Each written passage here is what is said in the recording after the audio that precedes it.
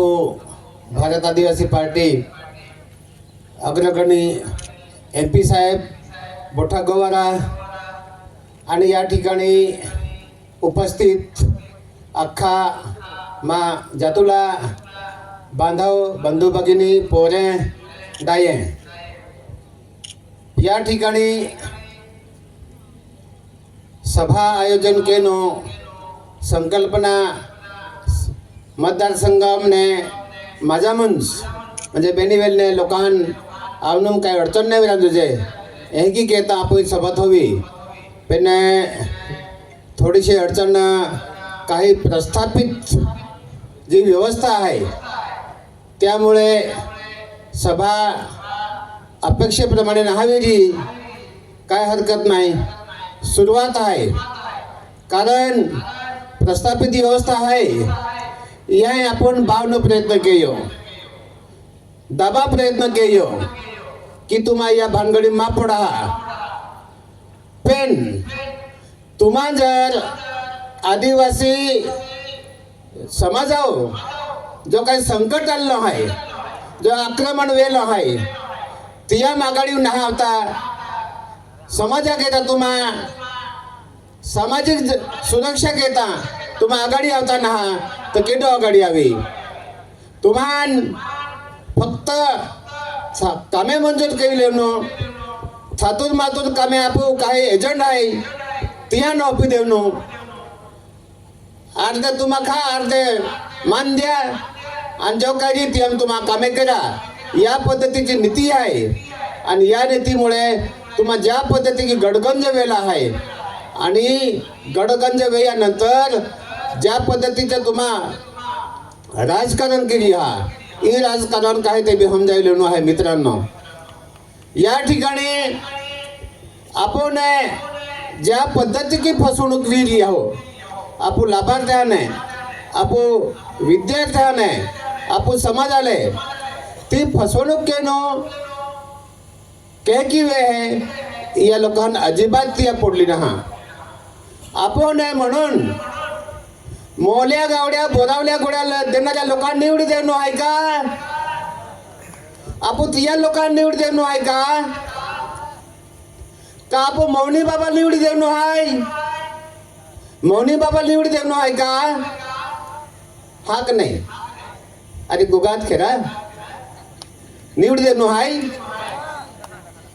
हा तुम्हा आखा तर तुम्हाला केळो ते वे नाही का तुम्हा मी नाही ऐकला आहे की कॅमेरा आहे पण नोटीबाजी दाखव आपण करत ना बरोबर आहे की नाही हा म्हणून आपण काही बाबती में आपण निडर जागरूकता पडी जे तिने मिळून ज्या पद्धतीचं आपण शेतकऱ्या नुकसान केलं कारखाना बंद पड्यो त्या तिन्ही लोकांना निवडी देणं आहे का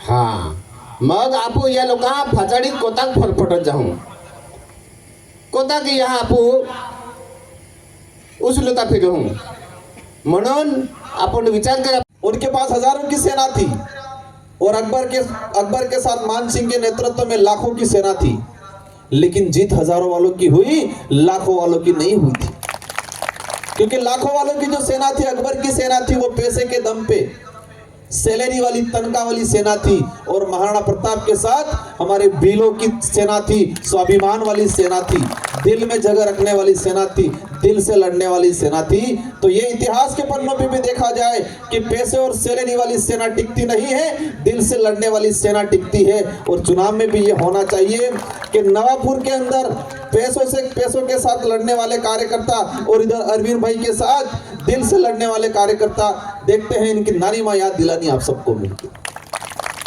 आप सबको ठान लेना है कि हमें आज से खुद को अपने आप को अरविंद भाई वल्लभ मानना है अपने परिवार रिश्तेदार गांव फड़ा डाणी हर जगह डरना नहीं है लोकतंत्र में अपना अधिकार है चाले वो हमारे वहां पर भी हुआ भी सरकार पूरी लगी पूरा सरकारी प्रशासन लगाया सरकारी मशीनरी लगाई लेकिन हमारा कार्यकर्ता डटा नहीं कह दिया जेल जाना पड़े जेल जाएंगे हमारे कई कार्यकर्ता जेल जाने के लिए तैयार हो गए लेकिन नहीं डरे और लड़े और हमारे वर्तमान में मुख्यमंत्री जी हैं उनकी भी हालत खराब कर दी उनकी सभाओं में लोग जाते नहीं थे ये कंडीशन बढ़ा दी थी इसलिए आप सबकी जिम्मेदारी है इस लोकतंत्र को बचाना है।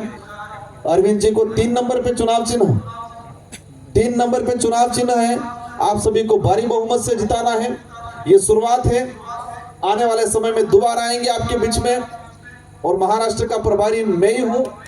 अवश्य आप सबके बीच में समय समय पे आते रहूंगा। मेरे भी रेगुलर 2-3 चुनाव हो गए। मैं खुद एमएलए का चुनाव लड़ गया 23 में, फिर खासदार का लड़ गया, अभी खुद लड़ाया, इसलिए समय नहीं मिला है। लेकिन अब शुरुआत हुई है, अवश्य आप सबके बीच में आएंगे और आप सबको ठानना है कि आपके हक अधिकार की लड़ाई, आपके बच्चों की शिक्षा की लड़ाई, आरक्षण की लड़ाई और आपके आने वाली पीढ़ी के भविष्य की लड़ाई, यहाँ की एजुकेशन व्यवस्था, यहाँ की जो चिकित्सा व्यवस्था के बारे में बता रहे थे, उस समय कोई नहीं लड़ेगा। ओनली फॉर अरविंद भाई भलवाई लड़ेंगे, वो नहीं लड़ेंगे। वो सिर्फ चुनाव में पैसा लेके आएंगे, खाना लेके आएंगे। यहाँ के शिवाजी महाराज को पढ़ते हैं, जो पार्टी शिवाजी महाराज का नाम लेके चुनावी मैदान में आ रही है, आप इतिहास के तह में जाना कि शिवाजी महाराज को 16 साल तक राज तिलक नहीं करने दिया था, वही लोग आज वो पार्टियां संभाल रहे हो, शिवाजी महाराज को आगे करके आज वोट लेने का काम कर रहे। क्या चाहते थे शिवाजी महाराज, वो नहीं बताया उनको, बस शिवाजी महाराज को आगे करके वोट लेने का काम किया। शिवाजी महाराज का स्टेच्यू बनाया उन्होंने, बनाया, वो मूर्ति बनाई बड़ी सी, कितने समय में टूट गई? 1 साल भी नहीं हुआ ना, 5-6 महीनों में गिर गई ने। 8 महीने में, वो बता रहे हैं ये कि 6 से 8 महीनों में वो मूर्ति टूट गई।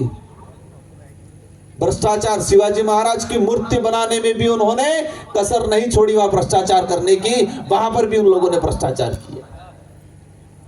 साथियों, समझने की जरूरत है, वो लोग सत्ता के भूखे हैं, हम लोग स्वाभिमान की लड़ाई लड़ने, आने वाली पीढ़ियों की लड़ाई लड़ने, इस देश को बचाने की लड़ाई लड़ने, हमारे समुदाय के अस्तित्व को बचाने की लड़ाई लड़ने आए। आज घबराने की जरूरत नहीं, आप भले कम हो लेकिन आप हौसला रखो। आप तो ये ठीक हो, ज्यादा हो। आज हम जो शुरुआत करते थे 10, 15, 20 जने मिलके मीटिंग करते थे, लोग हंसते थे हमने, लेकिन हम भी अंदर अंदर हंसते थे कि एक दिन ऐसा आएगा कि उनकी नानी माँ याद दिला देगी, और आज याद आ गई उनको महाराजस्थान के अंदर। मध्य प्रदेश में शुरुआत है आज, क्योंकि हमारे विचारों में ताकत है, और हमारे विचारों में इतनी ताकत है कि सामने वाला कितना भी बलशाली होगा, सामने वाला कितना भी धनवान होगा, उसके सामने नहीं टिकेगा। हमारे विचारों के सामने उसके पैसा वैसा नहीं टिकेगा। आज शुरुआत हुई है, लेकिन आने वाले समय में बड़ी क्रांति होगी। आप सबकी जिम्मेदारी है। यहाँ पर मैंने इनके बारे में सुना, जब ये अधिकारी थे, रिटायर्ड हुए, जब अपनी पोस्ट पे देश के बावजूद भी समुदाय की हर लड़ाई लड़ने में, युवाओं की लड़ाई लड़ने में, रिजर्वेशन की लड़ाई लड़ने में। इस इलाके में सबसे बड़ा समस्या है महाराष्ट्र के अंदर, बोगस आदिवासी जबरदस्ती आदिवासियों का अधिकार छीनने की बात करते। सरकार का सहयोग लेके सरकार को वोट, आदिवासी समुदाय तो दारू और पैसे में दे देगा ऐसा लगता है उनको, इसलिए उनको अंदर डालने का, लाभ देने का काम किया आरक्षण का, तो इन्होंने विरोध किया, इन्होंने लड़ाई लड़ी। मुझे जानकारी मिली, खुशी हुई कि बोगस आदिवासियों के खिलाफ उन्होंने लड़ाई लड़ी और खुद ने चंदा करके पैसा दिया, हाई कोर्ट, सुप्रीम कोर्ट तक लड़ाई लड़ी। क्या ये लड़ाई कांग्रेस बीजेपी ने लड़ी? आज कांग्रेस बीजेपी के कैंडिडेट 1000 रुपया, लाखों रुपया, करोड़ों रुपया खर्चा कर रहे हैं चुनाव में, क्या उस लड़ाई में 1 रुपया भी चंदा दिया उन्होंने? आप विचार करो कि जिस लड़ाई में अरविंद जी ने चंदा करके लड़ाई लड़ी, बोगस आदिवासियों को बाहर करने का काम किया, और उस लड़ाई में कांग्रेस बीजेपी के जो उम्मीदवार आज आपको लालच दे रहे हैं, आपका विकास के नाम की चटनी चटा रहे हैं, धर्म के नाम की चटनी चटा रहे हैं, आपको पैसा दे रहे हैं, सभाओं में आने से रोका जा रहा है, लालच दे रहे हैं, उन्होंने तब कहां थे? वो कहां खड़े थे वो लोग? रिजर्वेशन पे अटैक होता है, कहां रहते हैं वो लोग? जल जंगल जमीन की बात होती है, हमारे लोग आज बिलाना चारा का पड़े जमीन पे बैठा हुआ हजारों सालों से, उसको अतिक्रमणों के नाम से हटाया जाता है, तब ये लोग कहां रहते हैं? कोरोना काल आया, हमारे मजदूर भाई गुजरात में इधर इधर इलाकों में पैदल चल चल के आए, तब कांग्रेस बीजेपी के नेता कहां गए थे? तब क्यों नहीं आए? आज चुनाव में गाड़ियां लगा रहे हैं, पैसा लगा रहे हैं, मटन दे रहे हैं, खाने में क्या दे रहे हैं? सुनने में आए मटन दे रहे, तब क्यों नहीं दिया? ये विचार करने की बात है। आज आप ठान के जाना है, आज रात से सोना नहीं है। आप ये ठानना है कि मैं अकेला नहीं, और ये अरविंद जी अकेले चुनाव नहीं लड़ रहे हैं, आप सब चुनाव लड़ रहे हो। अपने आप को अरविंद जी भलवाई मानना है, अपने आप के अंदर ये जुनून पैदा करना है, अपना परिवार का, रिश्तेदार का, कोई भी लड़ाई कमजोर नहीं होती है। आपने सुना होगा महाराणा प्रताप की लड़ाई अकबर से हुई थी, और महाराणा प्रताप आज पूरे विश्व में प्रसिद्ध इसलिए है कि एकमात्र ऐसा राजा था जिन्होंने अकबर के दिन तक एक आमदार, एक खासदार आए हैं। लेकिन जब हम शुरुआत कर रहे थे तो लोग हम पे हंसते थे कि उनके आगे पीछे कुछ नहीं है। हमारे पास एक वार्ड पंच भी नहीं था, एक सरपंच भी नहीं था, लेकिन हौसला जोरदार था, अंदर जुनून जोरदार था, दमखम के साथ मैदान में उतरे। और आज स्थिति यह बना दी है कि वहां कांग्रेस और बीजेपी दोनों एक होकर चुनाव लड़ती है। कई बार ये स्थिति बना रखी। हमारे में ताकत नहीं है, हम कोई ताकतवर नहीं, हम बलशाली नहीं है, हम धनवान नहीं है,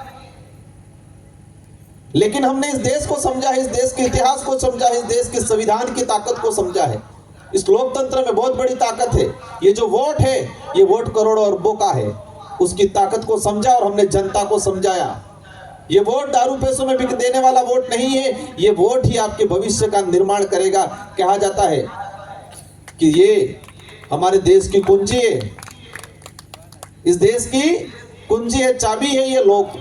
ये वोट हर 5 साल में लगाने का अवसर आता है। इस बार आपको ठानना है, इस बार आपकी चाबी तो है इसी, लेकिन आपके परिवार की, आपके गांव की चाबी, मतलब सारे का वोट ऐसा ताला ठोकना है कि कांग्रेस बीजेपी के ताले ठोक हो जाए, बंद हो जाए, लॉक हो जाए, जंग खा जाए, दोबारा खुले ही नहीं।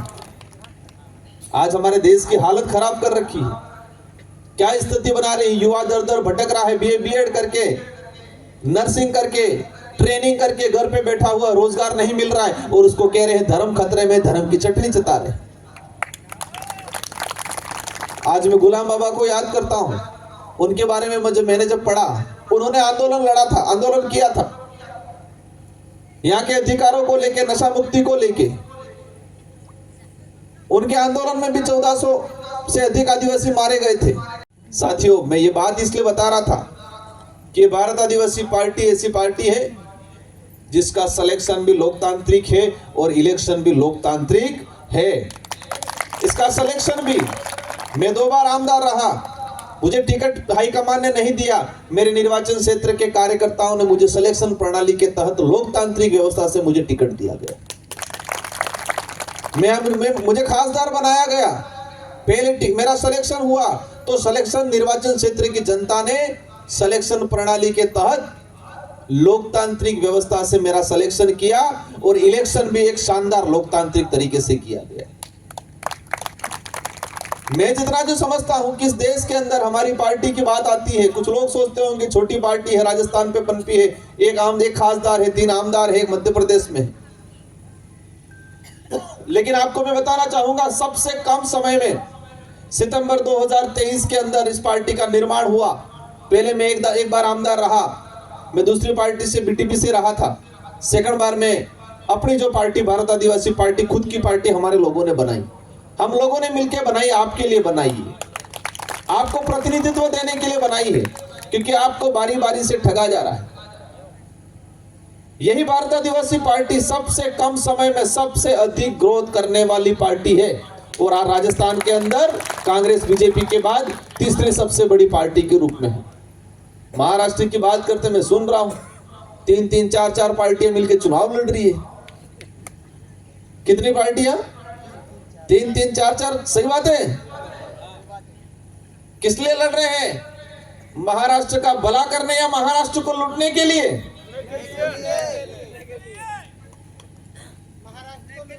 3-3, 4-4 पार्टियां मिलकर चुनाव लड़ रही है। वो क्या इस देश का भला करने के लिए, लोकतंत्र बचाने के लिए, संविधान को इंप्लीमेंट करने के लिए लड़ रही है, या फिर महाराष्ट्र को लूटने के लिए लड़ रही है? वो आपको तय करना है।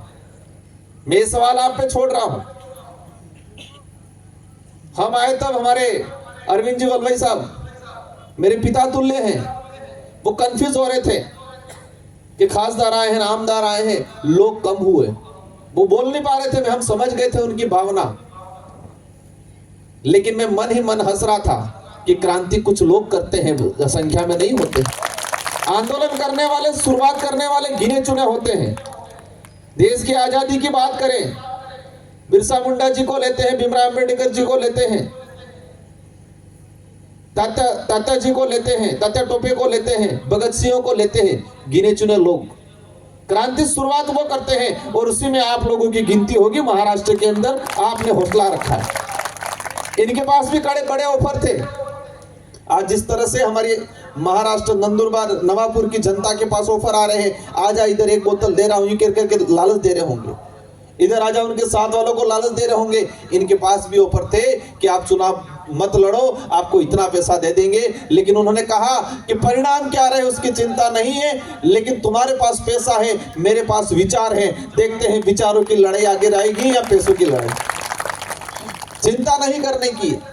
मैं हंस रहा था क्योंकि हमने भी जब शुरुआत की, पहले होता है सिलेक्शन और फिर होता है इलेक्शन। दोनों लोकतांत्रिक तरीके से होना चाहिए था, लेकिन धीरे धीरे हमारे देश के अंदर सिलेक्शन मतलब टिकट का, जो ऊपर से दी जाती है, हाईकमान से दी जाती है। कांग्रेस की बात करो, बीजेपी की बात करो, शिवसेना की बात करो या किसी भी पार्टी की बात करो, टिकट कौन देता है? हाईकमान देता है। ऊपर से थोपी जाती है, ऊपर से दी जाती है, परिवारवाद को दी जाती है, एक जो है पीढ़ी दर पीढ़ी इसको दी जाती है। तो क्या रजवाड़ी शासन व्यवस्था और लोकतंत्र में कोई अंतर रह रहा है? जिसकी लाठी उसकी भैंस, ये कहावत है। लेकिन महाराष्ट्र में हम देख रहे हैं कि एक विशेष परिवार जो ताकतवर है, जिसके पास पैसा है, उसको टिकट दिया जाता है। वो सिलेक्शन प्रणाली ये लोकतांत्रिक रही क्या या फिर तानाशाही रही है? बताओ आप मुझे। आप खुद विचार करना कि सिलेक्शन प्रणाली मतलब टिकट का सिलेक्शन करना, उम्मीदवार का चयन करना, वो तानाशाही हो गई, वो मनमर्जी वाली हो गई, वो धनबल वाली हो गई, बाहुबल वाली हो गई। वहां लोकतंत्र खतरे में हो गया। वो लोकतांत्रिक व्यवस्था रही क्या?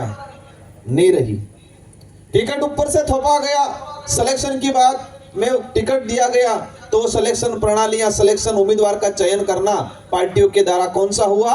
तानाशाही हुआ। वो लोकतांत्रिक नहीं रहा। अब आती है इलेक्शन की, चुनाव के मतदान की बात आती है। हम देखते हैं महाराष्ट्र के अंदर या देश में देखा जाए, लेकिन देश से सबसे ज्यादा अगर महाराष्ट्र में जो है दुकानें की तरह खोल रखा है, खाना खिला रहे हैं, कोई बकरा खिला रहा है, कोई मुर्गा खिला रहा है, लोगों को घरों में पैसा पहुंचाया जा रहा है, किसी को दारू पिलाया जा रहा है। क्या ये लोकतंत्र है? हम लोगों ने 75-76 साल हो गए आज़ादी के बाद से हम लोग कांग्रेस और बीजेपी दोनों को वोट देते आ रहे हैं और अन्य पार्टी को भी वोट देते आ रहे हैं, लेकिन दोनों पार्टियों ने हमारा आदिवासी समाज का कोई विकास करने का काम नहीं करा है। इसलिए हम लोगों को परिवर्तन करने की ज़रूरत है। आज कई लोग चुनाव के समय आते हैं, हमारे बीच में मुद्दे लेके आते हैं और बोलते हैं कि हाँ हमको वोट दो, हम लोग ये कर देंगे, विकास कर देंगे, स्कूल के अंदर अच्छी शिक्षा ले आएंगे, हॉस्पिटल के वादे करते हैं। ये वादे 75 साल से करते करते यहाँ तक पहुँच गए, लेकिन आज तक अपना आदिवासी समाज का कोई काम करने का नाम नहीं लिया दोनों पार्टियों ने। इसलिए समझने की जरूरत है। ये दोनों पार्टियां सिर्फ चुनाव के टाइम में आती है, इसके बाद जब चुनाव हो जाते हैं, वोट ले लेते हैं, जीतने के बाद हमारी जनता के बीच में मुंह दिखाने के लिए नहीं आते हैं। इस बात को हम लोगों को समझने की जरूरत है। साथियों, हमारा वो नेता चाहिए जो आज वोट दिया तो 5 साल तक हमारी जनता के बीच में काम करे, ऐसा नेता लाने की जरूरत है। और वो नेता आपके बीच में अरविंद जी है। आज अरविंद जी के जहाँ तक मैंने सुना है, ये हमेशा ये एक अधिकारी पोस्ट पे भी रहे, आयुक्त शायद रहे, काफी उनका संघर्ष है। उन्होंने हमारे से चर्चा करी, आधा घंटे बात करी।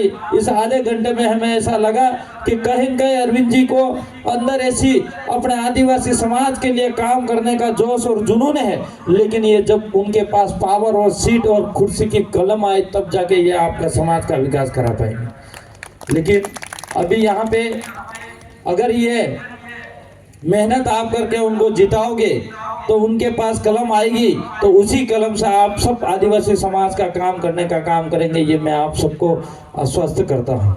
लेकिन यहाँ पे दोनों पार्टियां हैं, कई नेता भी आएंगे। मुझे अभी सुना भी था, यहाँ पे संचालक महोदय भी कह रहे थे कि यहाँ पे थोड़ी भीड़ इसलिए कम है कि ये लोग हमको डरा रहे हैं, पब्लिक को डरा रहे हैं और रोक रहे हैं। लेकिन मैं कह रहा हूँ, यहाँ से पब्लिक को डरा के यहाँ इस मंच, इस पब्लिक यहाँ से रोक ली होगी उन्होंने, लेकिन वोटों के अंदर पेटी में जाके क्या करना है, कौन सा बटन दबाना है, वह ये लोग नहीं रोक सकते हैं। वहां पे आपको सही बटन दबाने। और जय जोहर का नारा है, आवाज दो, आवाज दो तो हम सब एक है, आवाज दो। खूब खूब धन्यवाद। हम सबको एक रहना है।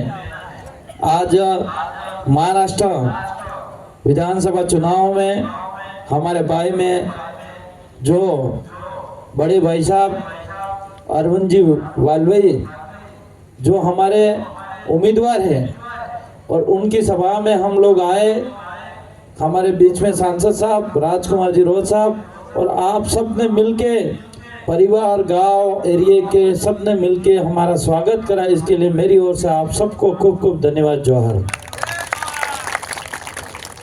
अभी काफी सारे वक्ताओं ने बात रखी यहाँ पे, और कुछ बात हम भी रखने आएंगे। महाराष्ट्र में सुना है कि आदिवासी समाज बहुत ज्यादा समाज है, अपना बहुसंख्यक समाज है, समाज की संख्या ज्यादा है, लेकिन एकता नहीं है। और एकता नहीं है तो एकता नहीं होने की वजह से हमारा कहीं न कहीं विकास भी रुका हुआ है। आज महाराष्ट्र के अंदर हमारी 25 सीटें ऐसी जो है विधानसभा के रिजर्व सीटें जो आदिवासी की सीट है, लेकिन यहाँ से भी ये भी रिजर्व सीट है जो अरविंद जी विधायक उम्मीदवार हैं, लेकिन यहाँ सामने भी आदिवासी होंगे, लेकिन वो आदिवासी समाज की सुरक्षा करने वाले और आदिवासी विकास की सोच रखने वाले नेता नहीं हैं।